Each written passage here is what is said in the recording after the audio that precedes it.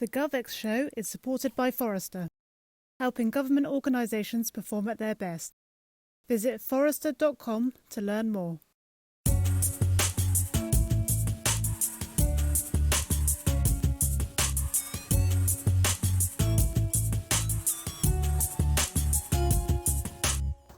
Hello again, welcome to another episode of the GovX Show. Tim Coulthard here, your usual host, and a special episode today as David Wilde, our GM for Government, joins me. We're going to be looking at the results of a National Audit Office report, The Challenges of Implementing Digital Change. Basically asks, why do digital transformation projects still go awry in government? What are the underlying cultural, governance factors, skills factors that mean we still struggle to make digital change happen in an effective way? David has seen multiple initiatives and reports like this, so gives us some perspective on what those underlying factors are and why government still has them 20 years after the digital journey started. Loads of insights here around the digital transformation piece, so let's jump straight into it. So the National Audit Office have published a report called The Challenges in Implementing Digital Change. Nobody's surprised to know that there are challenges in digital transformation in government. And as I think we've said when we first looked at this report, it's not new by any means. And you shared with me multiple examples of initiatives which sought to understand, identify, and then deal with structural, cultural, technical issues in government as digital transformation accelerates, and it's not going anywhere. Dating back to 20 odd years when the internet was in its first sort of fruition. So for those that haven't seen it, the National Audit Office has done a report and research and has basically identified a number of shortcomings and challenges around whether government can effectively do this. One of the principal ones being a lack of digital knowledge and capability at the upper tiers of civil service. Specifically, there's a quote here: only a small proportion of permanent secretaries and other senior officials have first-hand experience of digital business change, and as a result, many lack sufficient understanding of the business, technical, and delivery risks for which they're responsible. Now, I'm going to flag here that this isn't exclusive to government or the public sector. There are plenty of private sector organisations with a similar challenge. So we're not kicking the public sector needlessly here, but it does have these issues clearly. So before we get into some of the details, because there's a bunch of action points which should come out of this, what's your view, being philosophical about it, having been around the government for a long time? What's your take immediately when you saw this? Yeah, when I saw it, my heart sank. I looked at it and I just thought, okay, this is Gershon all over again. I was there. I worked with Sir Peter Gershon on that work in the establishment of the Office of Government Commerce back in the year 2000. And then there was the programme headed up Why IT Programmes Fail, followed by the McCartney Review, and it's almost a mirror image. Same issues being flagged again, same issues around governance, around understanding what technology, as we referred to then, now we're referring to digital, it's the same thing, and the absence of the technically capable people to help with this from senior leadership, a massive problem still in government. Now, you touched on it's not unique to the public sector, you're quite right, but you know the big difference between the public sector and private sector on this? And the private sector will say it every time, they get it wrong, they go bust. Government doesn't. True. Now, you look at, the organisations that have been through the digital revolution, forget COVID, think about digital revolution, and the organisations that have thrived and survived are, you look at how the big banks have adapted dramatically and how important technology and digital is at every different element of their strategic thinking as of today. Digital marketing is no longer marketing on its own, it's digital marketing, and it's dictated by the impact of digital on the overall marketing piece. Yeah, tail isn't wagging the dog here. It's the right way around. Okay, and then you look into retail and all of those casualties over the last 20 years and how many of them were a direct consequence of not getting digital and technology. Oh yeah, I mean, almost without fail, that those that have gone bust have been slow to get to grips with e-commerce, and it's do or die in that area. So clearly in Whitehall, the brutality of the market has meant it's been insulated. Yeah, so public sector and central government and local government have been able to continue in the way that they've done because the consequence isn't the same. They don't go Yeah. out of business. So that means it is incumbent on the government to do something about it. It's the only way it can happen. Now, the thing I find quite interesting around this, it isn't about appetite and capacity to change, because actually government changes and changes very often, and actually is very good at handling change. And we've previously, done sessions on machinery of government change and look at major crises like foot and mouth disease, and like what happens when government parties, change and the colour of government changes. So government can change. Government is actually good at changing. So the question you've then got to go back and ask yourself, so if it's good at changing, why is it so hard with tech? Right? And I reflected on it after my heart got back up again from sinking and thinking, oh my God, I'm back in Gershon world again. And I looked a little bit deeper into some of the detail, and there is some really, really good stuff. Sadly, it's not new. It is a reminder once again of some of the things that must happen that don't happen. And it's the old chestnut of sponsorship of major IT programs. Gershon hit the nail on the head with this back in 2000. The McCartney Review also doubled down on this. And yet again, the NAO has flagged up that the lack of sponsorship over time and consistency of sponsorship on major change programs is a big issue, continues to be an issue in government. Yeah. A challenge back to government there is, how do you get people to stay in the job? Yeah, we've talked about churn before, right? So this is where it plays out. Exactly right. And I've seen the same. It's not unique to central government. I've seen the same in health, and I've seen the same in local government. The success stories have been in, and we've flagged some of the success stories. The success stories have been so much down to that continuity of leadership, and that continuous focus on successful delivery. Yeah. The other second thing, and again the Gershon Review flagged this, and again the NAO Review brought this out, was over-promising. Okay. From the beginning, saying it's going to do amazing things. Think about track and trace last year. Round one, right? Yeah. Going to be the best in the world, and it's going to sort out COVID. Oops, didn't work, right? But it set such high expectations which collapsed like a house of cards. And you compare that to DVLA holding the line back in the early days of, we cannot let this thing go live till we sort our data out. And that plays really well into the other thing that the NAO has picked up there, legacy systems. Yeah. Now, I don't think it is just legacy systems, it's legacy data and legacy systems. And our Gov Data event later in the year, we're going to get into all that stuff around data, because I think we shouldn't blame the IT all the time for the fact that we might have rubbish data. You need to sort it out. The fact you've got it, you've got it. There's no point crying about how you got there. You're there. So you need to recognize that and deal with that. And blaming it on a legacy system isn't solving the problem. That's an excuse. Yeah, you've got what you've got, so you've then got to work out how to move forward effectively. Yeah. If banking has been able to do it, all right, they had some mixed results. Let's not forget the TSB disasters, plural.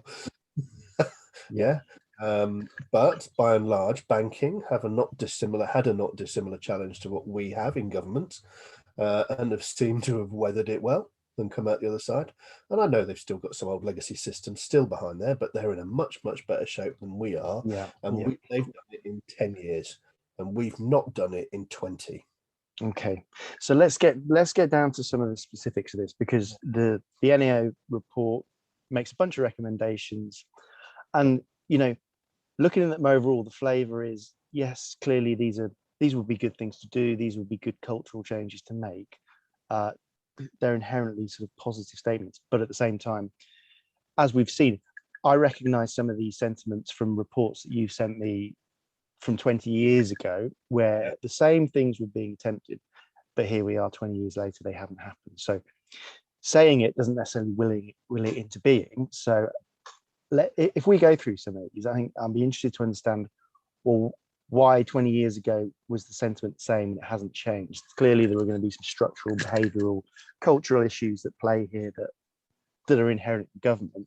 So if we're talking about the root cause of this, what would actually have to change to make these happen? So I think the first one was around change existing training programs to better equip and train all decision makers with responsibility for digital transformation programs. Now, I wrote a story earlier this year about a new GDS course, which is aimed at doing exactly this. So clearly this has been identified.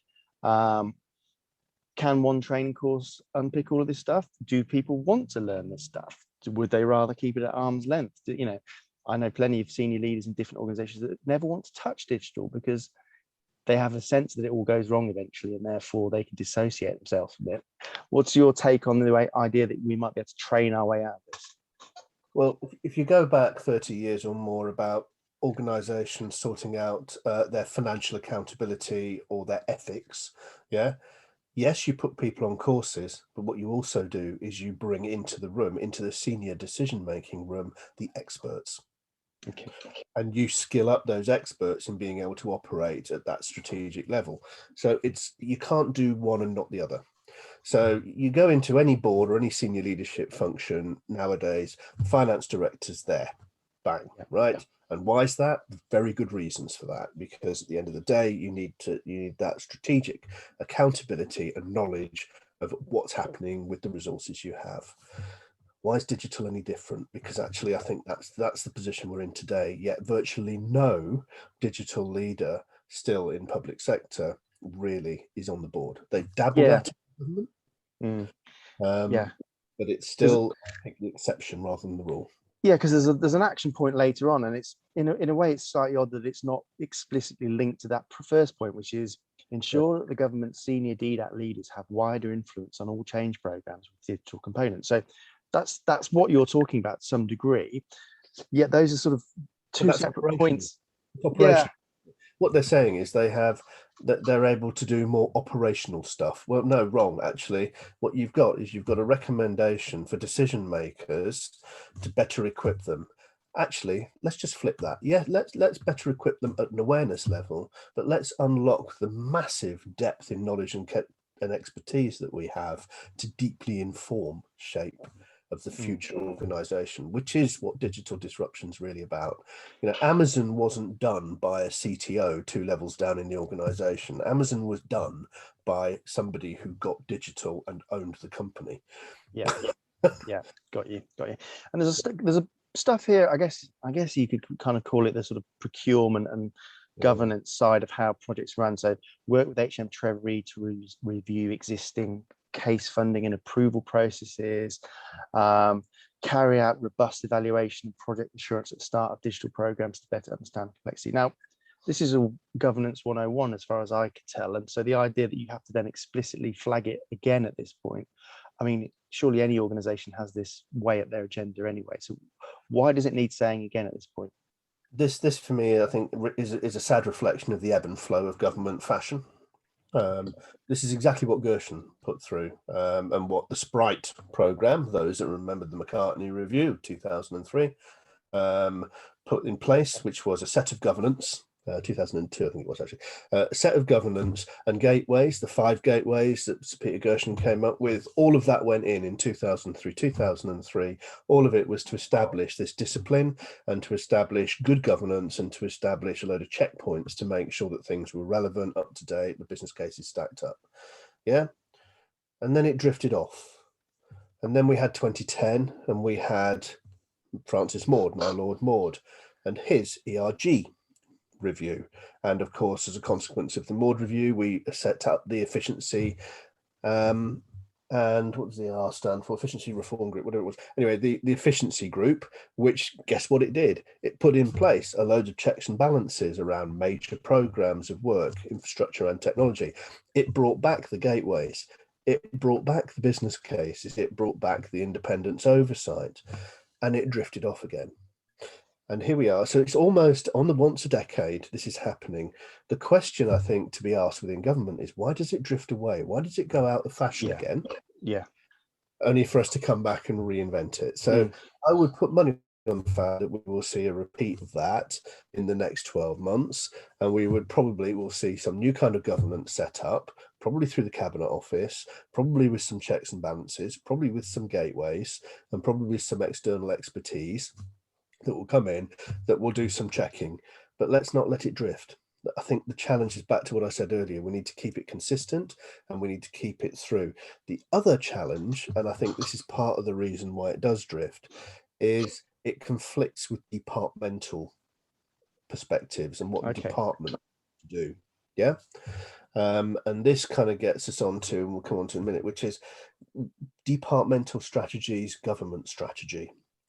Now, if a department strategy is for the department to survive and prosper and do what the department does, when does that become a conflict with government strategy and direction? Is it a fit for purpose department anymore? Yeah.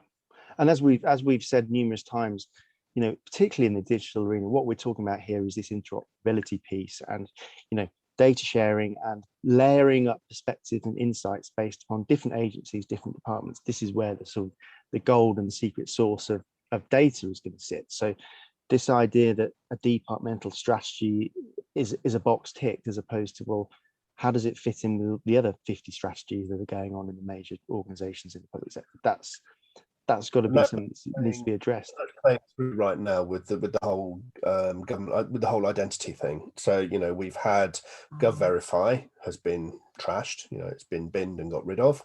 There is now a pair of two consultations going on in parallel. This is fascinating.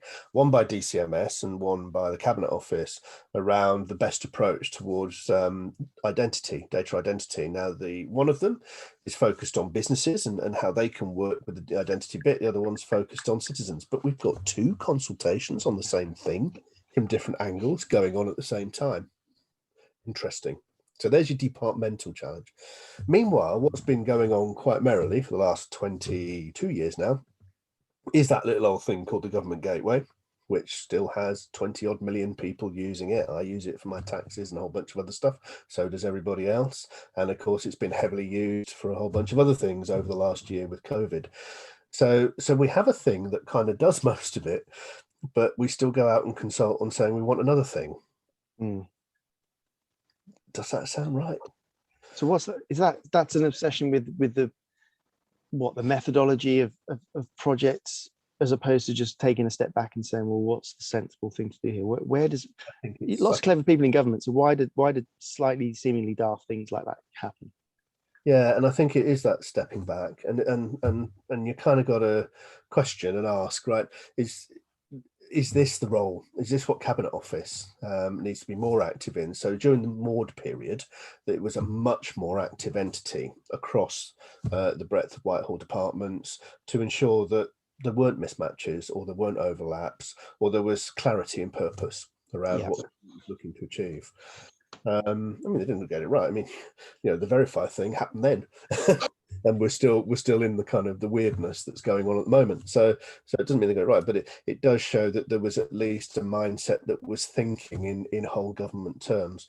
But in all of this, we still haven't left the ivory towers of Whitehall, you know, which is delivering a fifth of public sector services. The other, you know, 4/5 are being delivered by health, local government, and voluntary sector, and God knows who else. So there is a bigger context here, which again I think is still detached in terms of its complexity.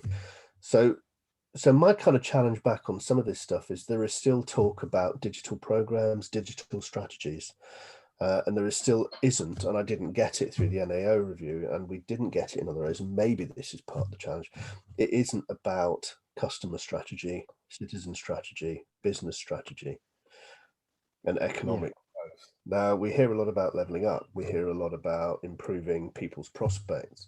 So the question, I guess, we should perhaps be asking, and this is a question government, is to what extent is it about digital strategies, or to what extent should it be about government strategy in line with its overarching strategic objectives around economic prosperity, protecting the vulnerable, and improving, and tackling climate change and what have you.